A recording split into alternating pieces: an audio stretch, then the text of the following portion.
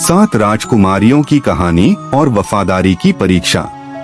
एक बार की बात है, एक विशाल और प्राचीन राज्य में एक बुद्धिमान और ताकतवर राजा रहता था। उसकी 7 बेटियां थीं, जिनमें से हर एक खूबसूरत, होशियार और मेहनती थी।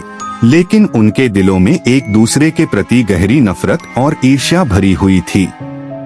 उनकी आपसी लड़ाई और झगड़े ने राजा को बहुत परेशान कर दिया था। राजा चाहता था कि उसकी बेटियां एक दूसरे से प्यार करें और राज्य की एकता को मजबूत बनाएं। इसलिए उसने एक योजना बनाई। एक दिन राजा ने अपनी 7 बेटियों को महल के सिंहासन कक्ष में बुलाया। सभी राजकुमारियां अपनी अपनी सुंदर पोशाकों में वहां पहुंची, लेकिन उनकी आंखों में एक दूसरे के प्रति नफरत और शक की भावना साफ झलक रही थी। राजा ने गंभीर स्वर में कहा, मेरी प्यारी बेटियों, मैंने तुम्हारी वफादारी और ईमानदारी की परीक्षा लेने का फैसला किया है। तुम सभी को एक एक पवित्र चीज लानी होगी जो एकता के मुकुट का हिस्सा है। लेकिन यह रास्ता आसान नहीं होगा। तुम्हें अपने दिल की पवित्रता और इरादों की सच्चाई से ही सफलता मिलेगी। राजकुमारियों ने यह चुनौती स्वीकार कर ली। हर एक यह साबित करने के लिए तैयार थी कि वही सबसे योग्य है। वे अपनी अपनी यात्रा पर निकल पड़ी, लेकिन उन्हें यह नहीं पता था कि उनके पिता की असली परीक्षा उनके रास्ते में आने वाले फैसलों में छिपी हुई थी। राजकुमारी अमरा, जादुई जंगल। अमरा सबसे बड़ी राजकुमारी, जो अपनी चालाकी और होशियारी के लिए मशहूर थी, जादुई जंगल की ओर निकल पड़ी। यह जंगल रहस्यों से भरा हुआ था, जहाँ पेड़ फुसफुसाते थे और हवा में जादू बिखरा हुआ था। अचानक उसे एक घायल लोमड़ी दिखाई दी, जिसका फर बर्फ की तरह सफेद था। लोमड़ी ने कराहते हुए कहा, राजकुमारी, कृपया मेरी मदद करो। मैं एक डायन के श्राप में फंसी हूँ। केवल चांदी के झरने का पानी ही मुझे बचा सकता है। अमरा ने सोचा, मेरे पास समय नहीं है। मुझे अपने पिता की परीक्षा पूरी करनी है। उसने लोमड़ी की अनदेखी कर दी और आगे बढ़ गई। उसे अपनी चीज, एक चमकता हुआ क्रिस्टल, एक पुराने पेड़ के खोखले में मिल गया। लेकिन जैसे ही उसने उसे उठाया, जंगल का माहौल बदल गया और पेड़ों की फुसफुसाहट उसे अपने स्वार्थ के लिए डांटने लगी। दूसरी राजकुमारी सेलीन काले गुफाओं में गई, जहां एकता का मुखौटा का दूसरा टुकड़ा छिपा था।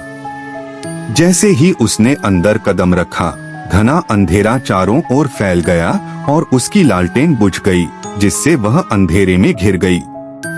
किंवदंतियों को याद करते हुए उसने ध्यान से पानी की बूंदों की आवाज सुनी और उस दिशा में बढ़ी जहां एक भूमिगत झील थी। झील के बीच में एक अकेली चट्टान पर मुखौटे का टुकड़ा रखा था, लेकिन जैसे ही वह उसे लेने आगे बढ़ी, गहरी छायाओं से एक काली नागिन निकली, जिसकी चमकती लाल आंखें उसे घूर रही थीं। सेलीन ने लड़ने के बजाय घुटनों पर बैठकर कहा, मैं शक्ति नहीं बल्कि एकता की तलाश में हूँ। नागिन ने उसे परखा, उसकी हिम्मत को परखते हुए उसके चारों ओर लिपटी।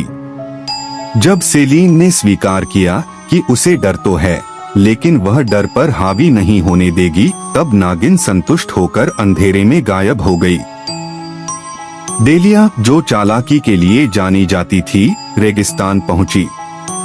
वहां एक रहस्यमय आवाज आई, तुम्हें इस परीक्षा की जरूरत नहीं है। बस अपनी बहनों को धोखा दो और ताज तुम्हारा होगा। डेलिया थोड़ी देर सोचती रही, फिर उसने इस प्रलोभन को ठुकरा दिया। लेकिन जब उसे अपनी वस्तु, एक चांदी का आईना, मिला, तो उसने उसे अपनी बहनों से छुपा लिया। एलारा, जो एक कलाकार थी, क्रिस्टल झील पहुंची। वहां एक सुंदर हंस ने उससे कहा, यह झील मर रही है, तुम्हारी वस्तु इसे बचा सकती है। लेकिन एलारा ने अपने मोती को देने से मना कर दिया। तभी झील का पानी काला पड़ गया और हंस की मधुर ध्वनि खामोश हो गई। फे, जो विद्वान थी, छाया की लाइब्रेरी में पहुंची।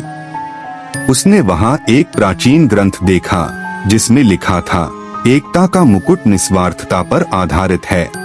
उसने यह ज्ञान अपने पास रखा, लेकिन अपनी बहनों के साथ साझा नहीं किया।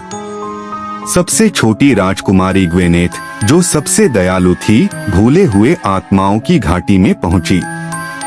वहां उसे एक आत्मा मिली जिसने कहा, राजकुमारी, केवल तुम्हारी चीज मुझे मुक्त कर सकती है। ग्वेनेथ ने बिना सोचे समझे अपनी सुनहरी चाबी उसे दे दी। आत्मा मुस्कुराई और उसके हाथ में एकता के मुकुट का आखिरी टुकड़ा, एक चमकता हीरा, रख दिया। सभी राजकुमारियां जब अपने महल लौटीं, तो राजा ने उनकी कहानियां सुनी।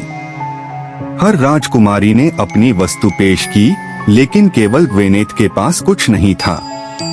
राजा मुस्कुराया और कहा, इस परीक्षा का उद्देश्य वस्तुएं लाना नहीं था, बल्कि यह समझना था कि सच्ची एकता त्याग, प्रेम और सहयोग से प्राप्त होती है। ग्वेनेथ ने साबित कर दिया कि वही सबसे योग्य है। बाकी राजकुमारियों ने अपनी गलतियां समझी और एक दूसरे से माफी मांगी। सातों बहनों ने मिलकर राज्य की एकता को बनाए रखा और उनका प्यार एक मिसाल बन गया। ग्वेनेथ को राज्य की उत्तराधिकारी घोषित किया गया और उसने बुद्धिमानी और प्रेम से राज किया। एकता का मुकुट हमेशा के लिए राज्य की शान बन गया और इस परीक्षा की कहानी पीढ़ी दर पीढ़ी सुनाई जाने लगी। सीख, सच्ची शक्ति निस्वार्थता, करुणा और सही निर्णयों में होती है।